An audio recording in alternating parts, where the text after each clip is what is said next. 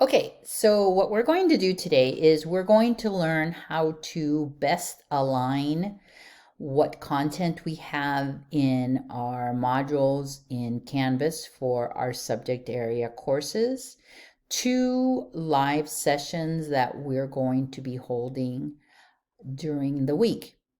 So we need to remember that we're going to have content that needs to be presented, practiced, and uh, and also collaborated between the teacher and also the students. So there's a lot of different ways that that could be done. But before we get into all of that, we need to kind of figure out how it is that we're going to use the content in a synchronous session, in a live session, and also keep the content in the Canvas course without taking away the content, because content is necessary and it is aligned to standards in the course, but it also can be presented and utilized during a live session. So you can compensate for the students that are present and doing the practice, the collaboration during a session with the content that is in your Canvas course. And those students that are not able to make it to those sessions still have those assignments or that content to be able to be done and still meet those standards that need to be met. So I have in front of you a French class, and I am in Unit 3, and I just want you to kind of look and see what the different themes are for the beginning of this unit. And then I will kind of show you how I've structured my live session. So my unit is about festivities and festivals and celebrations, right?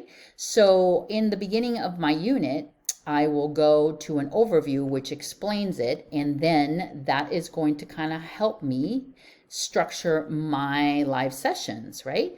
So my live session is the same as my unit. It's going to be talking about celebrations and activities and different ways to celebrate, whether it's a holiday or a birthday. So I usually start my live sessions with something lively like a video in the language talking about the theme.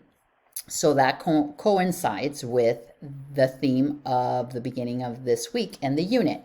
Then if I go into this first link, it gives me different ways that we can represent the festivities, the festivals, or the celebrations. So in my live session, after I play a video with the theme, I'm going to cover those things. But it's important that students know the vocabulary. So I go into my vocabulary section and I bring that up and we practice that so that they understand what is being said in the different presentations of information. So the next thing that I'm going to do is I'm going to practice vocabulary. I'm going to practice the vocabulary with the students each and every day. And then we're going to have activities that are going to use the vocabulary in class. So I would present the vocabulary prior to then showing them the theme of the festivals that you see here. So here are the different